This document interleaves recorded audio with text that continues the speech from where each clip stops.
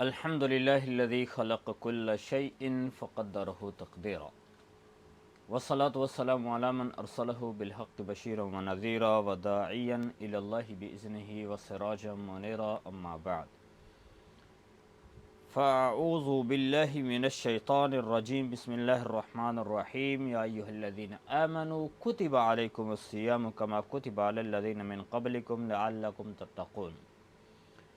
ایاما معدودات فمن کان منکم مریضا او علی سفر فعدۃ من ایام اخر وعلی الذین یطیقونہ فدیۃ طعام مسکین فمن تطوع خیرا فهو خیر لہ وان تصوموا خیر لکم ان کنتم تعلمون صدق اللہ العظیم۔ سورۃ البقرہ آیہ نمبر 183 اور 84۔ اللہ تعالیٰ فرماتے ہیں اے ایمان والو تمہارے اوپر روزے فرض کیے گئے ہیں جیسے کہ تم سے پہلے لوگوں پر روزے فرض کیے گئے تھے لعلکم تتقون تاکہ تم متقی بن جاؤ۔ ایام معدودات گنتی کے دن ہیں، فمن کانا پس تم میں سے کوئی مریض ہو یا سفر پر ہو تو فعدۃ من ایام اخر تو وہ گنتی پوری کر لے دوسرے دنوں میں۔ وعلی الذین یطیقونہ اور ان لوگوں پر کہ جو اس کی طاقت رکھتے ہیں فدیۃ طعام مسکین فدیہ دے سکتے ہیں ایک مسکین کا کھانا۔ فمن تطوع پس جو شخص خوشی سے نیکی کا کام کرے فہو خیر اللہ وہ نیکی اس کے لیے بہتر ہے۔ وان تصوموا خیر لکم اور یہ کہ تم روزے رکھ لو بہتر ہے تمہارے لیے اگر تم جانتے ہو۔ تو پہلی آیت مبارکہ کے اندر روزے کی فرضیت کا تذکرہ ہے، اور روزہ جو صوم ہے، صوم کا لفظی معنی ہوتا ہے امساک، روکنا اپنے آپ کو، اور دوسرا ہوتا ہے کہ یعنی رکنے کا مطلب یہ ہے کہ جو شریعت کی اصطلاح میں ہے وہ روزے کا مطلب ہوتا ہے کہ اپنے آپ کو کھانے پینے سے اور شہوت کو پورا کرنے سے اپنے آپ کو روکنا۔ اور روکنے کا ٹائم کون سا ہے؟ صبح صادق سے لے کر مغرب کے یعنی سورج کے غروب ہونے تک، یہ جو ٹائم ہے اس سارے ٹائم میں اپنے آپ کو ان تمام چیزوں سے روکنا روزے کی نیت کے ساتھ، تو اس کو روزہ کہا جاتا ہے، صوم کہا جاتا ہے۔ اور باقی رہی بات کہ اللہ تعالیٰ جل شانہ کی ذات نے اس آیت مبارکہ کے اندر روزوں کو فرض کیا، تو مسلمانوں کے اوپر روزے کی فرضیت کو لاگو کرتے ہوئے اللہ کی ذات نے لوگوں کے ساتھ بڑی نرمی کی ہے، اور بڑی نرمی سے یہ جو روزے والا عمل جو ہے اپنے بندوں کو پیش کیا ہے، اور فرمایا ہے کہ اے میرے بندو یہ روزہ جو تمہارے ذمے لگایا جا رہا ہے یہ صرف تمہارے ذمے نہیں ہے بلکہ اس سے پہلے بھی لوگ یہ کام کر چکے ہیں۔ من قبلکم تم سے پہلے بھی لوگوں کے اوپر فرض تھا، تو علی الذین من قبلکم تم سے پہلے لوگوں کے اوپر بھی فرض تھا، تم سے پہلے علی الذین من قبلکم یہ عام ہے،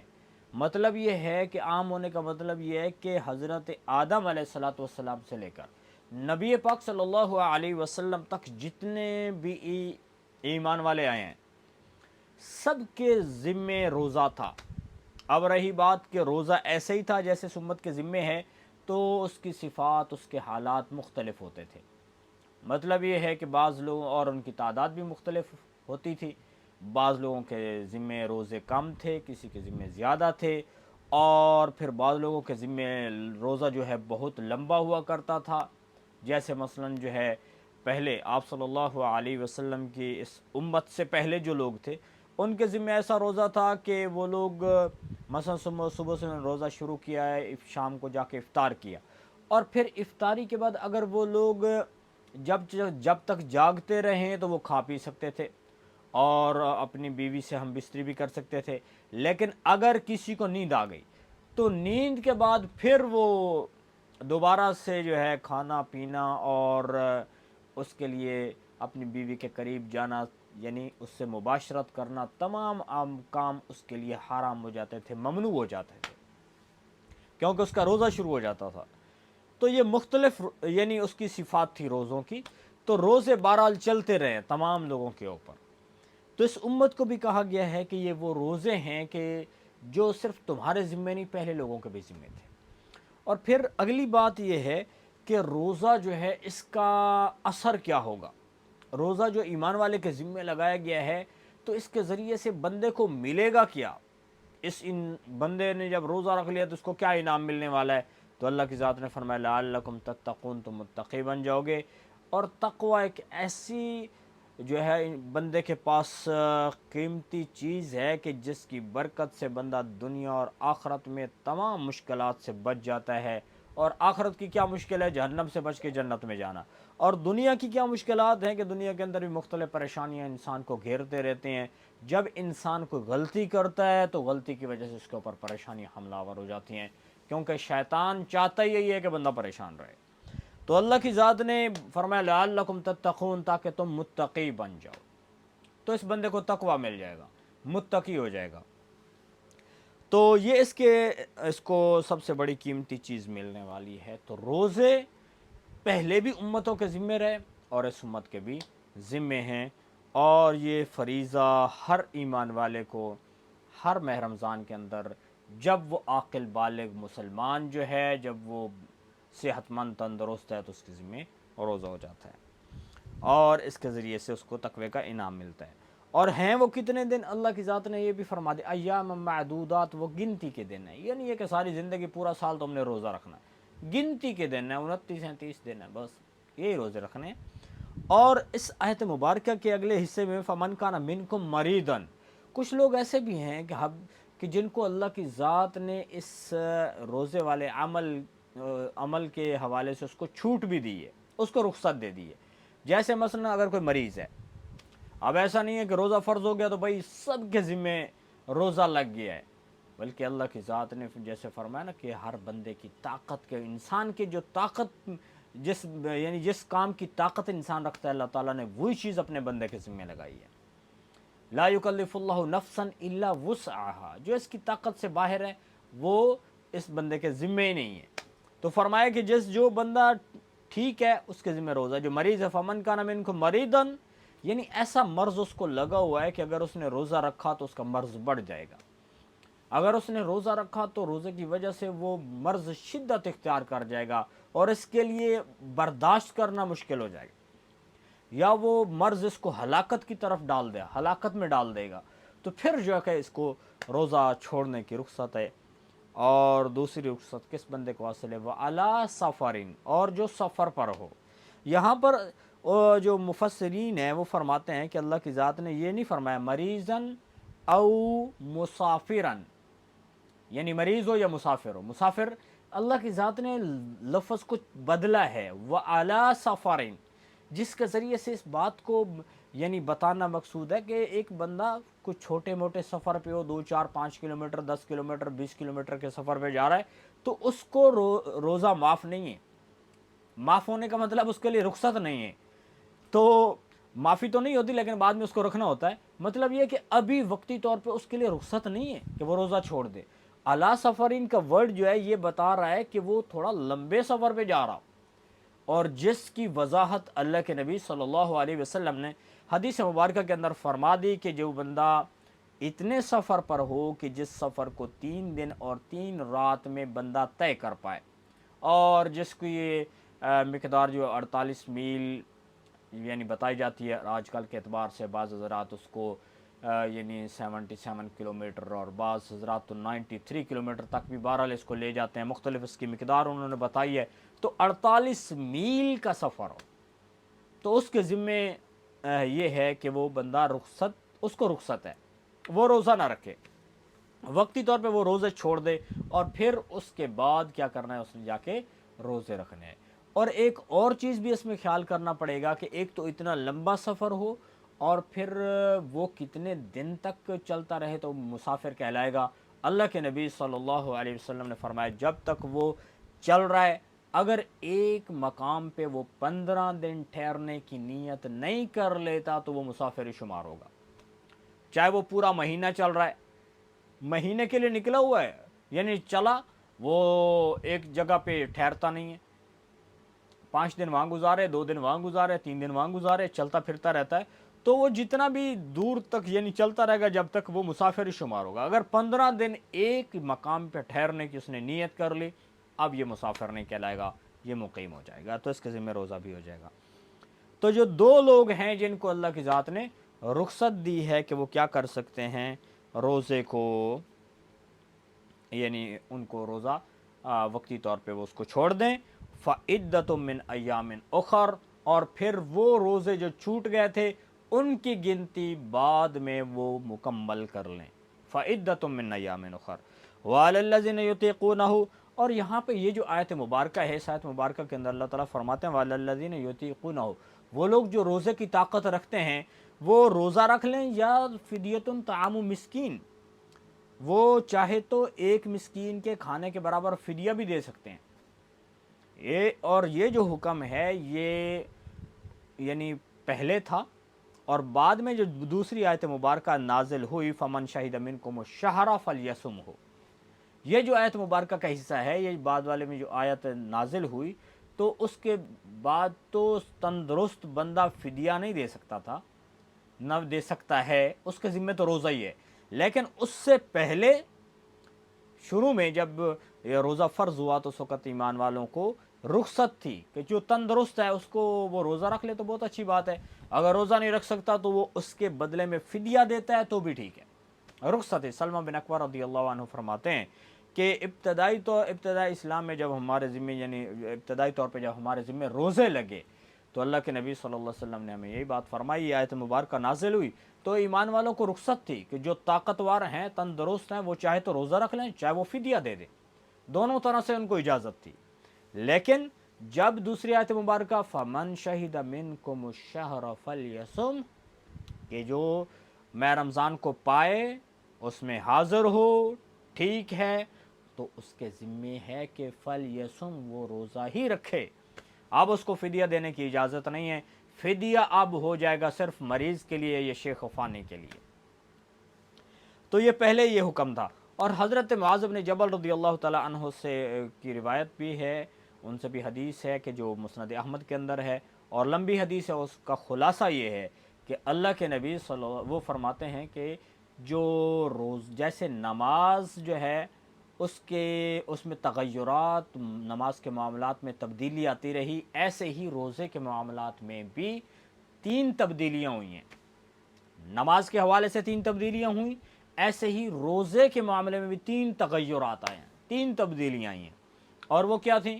کہ پہلے جب اللہ کے نبی صلی اللہ علیہ وسلم مدینہ المنورہ تشریف لائے تو اللہ کے نبی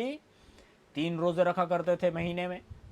اور پھر 1 روزہ رکھا کرتے تھے 10 محرم الحرام کا۔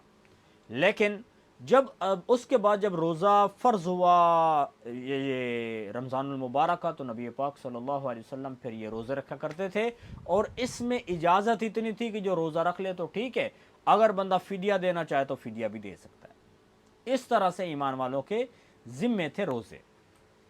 اور اس کے بعد جو تبدیلی آئی ہے وہ یہ آئی ہے کہ اب وہ لوگ کہ جن کے جو طاقتور ہیں، جو ہمت رکھتے ہیں، ان کے ذمے صرف اور صرف روزہ تھا اور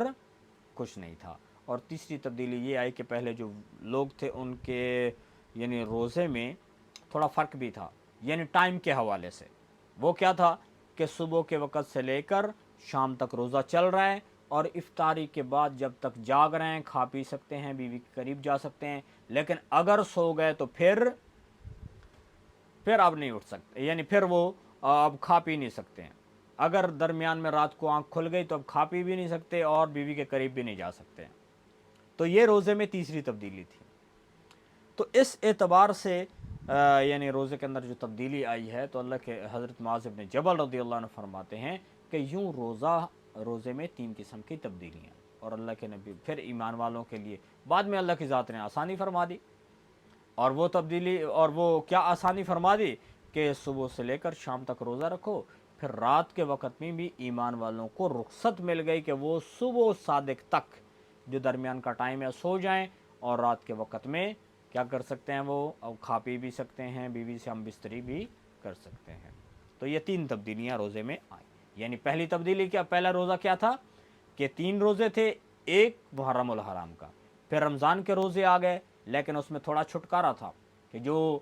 तंदुरुस्त है वो रख ले रोज़ा तो अच्छा है, ना रखे तो फिदिया दे दे, उसको इजाज़त है। और साथ ही फमन शहीद मिनकुम शहर, जब ये आया तो वो तब्दीली ये आ गई कि भाई अब रोज़ा ही रखना है। और तीसरी जो तब्दीली आई कि टाइम के हवाले से कि मगरिब के बाद सुबह सादिक तक अब ईमान वालों को छुट्टी थी, खा पी सकते थे। इससे पहली उम्मतों के हवाले से ये था कि वो नहीं खा सकते थे, जब सो गए तो सो गए। फमन ततव्वा खैरन फ़हुवा खैरुल्लाह, जो नेकी का काम करता है खुशी से, दिल की खुशी से जो नेकी का काम करता है तो भाई अच्छी बात है। एक बंदे ने फ़िदिया देना है और फ़िदिया देते हुए वो क्या कर देता है, थोड़ा फ़िदिया देने की बजाय ज़्यादा फ़िदिया दे देता है। और रोज़े का फ़िदिया कितना है कि रोज़े का फ़िदिया है जो एक यानी मैं रमज़ान के आखिर में जो सदक़तुल फ़ितर अदा करते हैं उसकी मिक़दार है, और वो मिक़दार 1.25 किलो भी बताते हैं, बाज़ हज़रात के नज़दीक वो क्या है 2.25 किलो है। गंदम आटा उसकी वो दे सकते हैं, उसकी कीमत भी दे सकते हैं, एक रोज़े का फ़िदिया है। या अगर खजूर और किशमिश के ज़रिए से देना हो, जौ के ज़रिए से देना हो तो उसकी मिक़दार 3.5 किलो हो जाएगी। तो ये है फ़िदिया। और फ़िदिया वो शख्स दे सकता है कि जिसके पास यानी वो बेचारा ऐसा मर्ज़ का उसको लहक हो चुका है कि वो मर्ज़ उसकी जान छोड़ने वाला ही नहीं है, यानी दायमी मर्ज़ है, दायमी मरीज़ हो चुका है ये बेचारा, तो फिर वो फ़िदिया देगा। या ऐसे एक बंदा बूढ़ा हो चुका है बेचारा, उसके अंदर हिम्मत ही नहीं है कि अब वो रोज़ा रख ही नहीं पाएगा, तो उसको इजाज़त है कि वो फ़िदिया दे। वरना जो वक्ती तौर पे मरीज़ हुआ है तो अब वो रोज़ा छोड़ तो सकता है, बाद में उसको रखेगा, क़ज़ा करेगा। व अन तसूमु खैरुल लकुम, और रोज़ा रख लो तो ये ज़्यादा बेहतर है, ये तुम्हारे लिए बेहतर है। इन कुंतुम तालमून, अगर तुम जानते हो, यानी रोज़े की कितनी बड़ी फजीलत है तुम्हें उसका पता है। तो जब रोज़े का इतना बड़ा अजर है, सवाब है, वो मिलने वाला है, तो फरमाया कि तुम फिर रोज़ा रख लो, अच्छी बात यही है। तो यहाँ तक अल्लाह की ज़ात ने, और लेकिन ये जो हुक्म है ये अगली वाली आयत से मनसूख हो चुका है। और फिर फरमाया शहर रमज़ान अल्लज़ी उन्ज़िल फ़ीहिल क़ुरआन हुदल लिन्नासि व बय्यिनातिम मिनल हुदा वल फ़ुरक़ान फ़मन शहिद मिनकुमुश शहर फ़लयसुमहु वमन कान मरीदन औ अला सफ़रिन फ़इद्दतुम मिन अय्यामिन उख़र युरीदुल्लाहु बिकुमुल युस्रा वला युरीदु बिकुमुल उसरा वलितुकमिलुल इद्दता वलितुकब्बिरुल्लाह अला मा हदाकुम वलअल्लकुम तशकुरून। आया नंबर 175। अल्लाह ताला फरमाते हैं कि रमज़ान का महीना वो है जिसमें कुरान नाजिल किया गया, और कुरान क्या है, हुदल लिन्नास, लोगों के लिए हिदायत है, व बय्यिनातिम मिनल हुदा, और दलीलें हैं रोशन रास्ते की, रोशन राह पाने की, वल फ़ुरक़ान, और फ़ुरक़ान है, हक़ व बातिल के दरमियान में कुरान फ़र्क करने वाला है। फ़मन शहीदा, पस वो तुम में से जो शख्स हाजिर हो, किस में, शहरा, इस महीने में, यानी रमज़ान के महीने में, फल यसुमहु, उसको चाहिए कि वो रोज़े रखे। वमन काना मरीज़न, और जो मरीज़ है या सफ़र पर है, फ़इद्दतुन, तो वो दूसरे दिनों में गिनती पूरी कर ले। युरीदुल्लाहु बिकुमुल युस्र, अल्लाह तुम्हारे साथ आसानी का मामला करते हैं, इरादा रखते हैं। वला युरीदु बिकुमुल उसर, तंगी का मामला नहीं करते, इरादा नहीं करते। वाली तुकमिलुल इद्दता, और ताकि तुम इद्दत यानी वो जो गिनती है उसको पूरा कर लो। वाली तुकब्बिरुल्लाह अला मा हदाकुम, ताकि तुम अल्लाह की बढ़ाई बयान करो उस पर जो अल्लाह ने तुमको हिदायत दी। वलअल्लकुम तशकुरून, और तुम शुक्रगुजार बंदे बन जाओ, शुक्र करने लगो अल्लाह का। तो इस आयत मुबारक के अंदर तो अल्लाह की ज़ात ने रमज़ानुल मुबारक की एक और फजीलत का तज़किरा फरमाया कि ये वो मुबारक महीना है जिसमें अल्लाह की ज़ात ने कुरान को नाजिल किया। शहर रमज़ान अल्लज़ी उन्ज़िल फ़ीहिल कुरान, कुरान नाजिल किया, और फरमाया कि जितनी भी पहले आसमानी किताबें अल्लाह ने नाजिल फरमाई हैं वो इस महीने में ही नाजिल फरमाई। ये ऐसा मुबारक महीना है कि नुज़ूल वही का महीना है, अल्लाह की तरफ से वही नाजिल हुई है,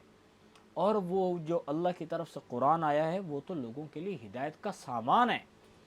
कि लोगों को उसके ज़रिए से हिदायत मिलती है, सिरात मुस्तकीम व बय्यिनातिम मिनल हुदा। और ये यानी वो जो हिदायत है, यानी जो सिरात मुस्तकीम है, हिदायत पाने के जो तरीक़े हैं उसके लिए ये वाज़ेह दलालत है, यानी ये इसके अंदर ऐसी दलीलें हैं कि जिसके ज़रिए से बंदे को वो सिरात मुस्तकीम जो रोशन रास्ता है,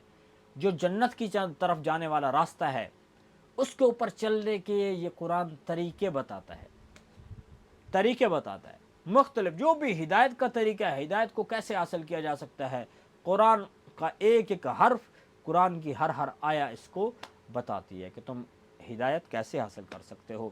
صراط مستقیم پہ تم کیسے چل سکتے ہو۔ اور ساتھ ہی فرمائے والفرقان، اور قرآن کے اندر ایک اور اہم ترین جو بات اللہ کی ذات نے ایک اور اس کی صفت بیان فرمائی قرآن کی، کہ قرآن وہ ہے جو حق و باطل کے درمیان میں فرق کرنے والا ہے، کہ حق کیا ہے اور باطل کیا ہے۔ قرآن کو جو پڑھے گا اس کو یعنی اچھائی کا بھی پتہ چل جائے گا، برائی کا بھی، شیطان کے راستے کا بھی، رحمان کے راستے کا بھی، صراط مستقیم کا بھی پتہ چل جائے گا، اور بٹکا ہوا اور گمراہی والے راستے کا بھی اس کو پتہ چل جائے گا۔ فمن کان منکم الشہر، اب رہی بات، اس لیے قرآن کو سیکھنا چاہیے، جو قرآن کو سیکھتا ہے، قرآن کے اوپر عمل کرتا ہے، اس کے لیے بہت آسان ہے۔ فمن شہد منکم الشہر، اور جو یہ آیت پچھلے حکم کے لیے منسوخ ہے، اب روزہ ہی رکھنا ہے تندرست بندے کے لیے، یعنی عاقل بالغ مسلمان تندرست کے لیے، اور جو مسافر نہیں ہے یعنی مقیم ہے اس کے لیے روزہ ہی ہے، اب فدیہ نہیں دے سکتا، فدیہ صرف مریض کے لیے ہے جو دائمی مریض ہے، یا شیخ فانی جو بہت بوڑھا ہو چکا ہے اس کے لیے ہے۔ ومن کان مریضن، جو مریض ہے یا سفر پر ہے تو اس کو دوسرے دنوں میں اس کو مکمل کر لینا چاہیے۔ اور یہ جو کام کیا ہے اللہ کی ذات نے کہ تمہارے لیے آسانی کر دی ہے، تمہیں مشکل میں اللہ ڈالنا نہیں چاہتا ہے، اللہ تعالیٰ آسان آسان اعمال دیتا ہے تاکہ تم، اور پھر وہ فرمایا کہ تاکہ تم کیا کر لو، عدت یعنی گنتی کے دن بعد میں اس کو پورا کر لو، اور اللہ کی بڑائی بیان کرو جو اس نے تم کو ہدایت دی ہے۔ اب ہدایت اللہ کی ذات نے عطا فرمائی ہے۔ دیکھو میں رمضان میں جو اتنی فضیلت والے دن تھے اور اس کے روزے تھے، ایک بندہ مریض ہو گیا بیچارہ اور اس کے روزے رہ گئے، تو کتنے بڑے اجر سے، اگر اس کو قضا کرنے کی اللہ تعالیٰ اجازت نہ دیتا تو حکم نہ دیتا کہ پھر سے اس کو قضا کرو، یا ایسے ہی کوئی بندہ بیچارہ جو ہے وہ سفر میں تھا، اب اس کے روزے رہ گئے ہیں، تو اس کو بعد میں اگر قضا کرنے کی اجازت نہ ہوتی یا حکم نہ ہوتا تو یہ تو بہت بڑے ثواب سے محروم ہو جاتا۔ تو اللہ کی ذات کتنی مہربان ذات ہے کہ اللہ تعالیٰ نے اس کے اوپر اتنی مہربانی فرمائی ہے کہ پھر سے اس کو وہ اجر حاصل کرنے کا موقع دیا ہے کہ بھئی قضا کرو اور اجر حاصل کرو۔ جو روزے رہ گئے اس کو رکھ لو، سفر میں تھے یا مریض تھے تو اب کیا کر لو، تم روزہ رکھ لو، تمہیں اللہ نے اتنی بڑی نعمت دی ہے۔ تو اللہ تعالیٰ فرماتے ہیں لعلکم تشکرون، یہ قرآن اللہ نے نازل فرمایا ہے، یہ تمہارے لیے ہدایت کا راستہ ہے، یہ تمہیں یعنی اللہ کی ذات سے انعام حاصل کرنے کے طریقے بتاتا ہے، تمہیں اللہ کا شکر ادا کرنا چاہیے۔ وَإِذَا سَأَلَكَ عِبَادِي عَنِّي فَإِنِّي قَرِيبٌ أُجِيبُ دَعْوَةَ الدَّاعِ إِذَا دَعَانِ فَلْيَسْتَجِيبُوا لِي وَلْيُؤْمِنُوا بِي لَعَلَّهُمْ يَرْشُدُونَ، آیا نمبر 186۔ اور جب میرے بندے آپ سے سوال کریں میرے بارے میں تو اے میرے نبی آپ فرما دیں فَإِنِّي قریب، میں بہت قریب ہوں، اجیب دعوت الداع، میں تو جو پکارنے والا پکارتا ہے اس کی پکار کا جواب دیتا ہوں، اذا دعان، جب بھی وہ مجھے پکارتا ہے، فلیستجیبوا لی، بس تمہیں بھی چاہیے کہ تم میرے احکامات کو مانو، اس کے اوپر عمل کرو، ولیؤمنوا بی، اور تم ایمان لاؤ مجھ پر، لعلہم یرشدون، تاکہ وہ لوگ وہ راستہ حاصل کر لیں۔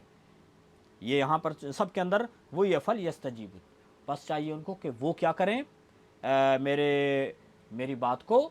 مانیں، میرے احکامات کو مانیں، میرے اوپر ایمان لائیں وہ لوگ، اور وہ تاکہ وہ لوگ رشد یعنی ہدایت والے راستے کو پالیں۔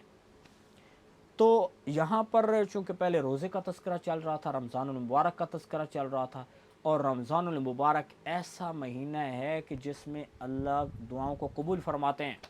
جیسے حدیث میں آتا ہے کہ جس نے روزہ رکھا ہوا ہے اس کی ایک دعا افطار کے ٹائم پہ قبول ہوتی ہے، ضرور دعا اس کی قبول ہوتی ہے۔ تو یہاں پر اللہ کی ذات نے بات فرما دی کہ مجھ سے دعائیں مانگو،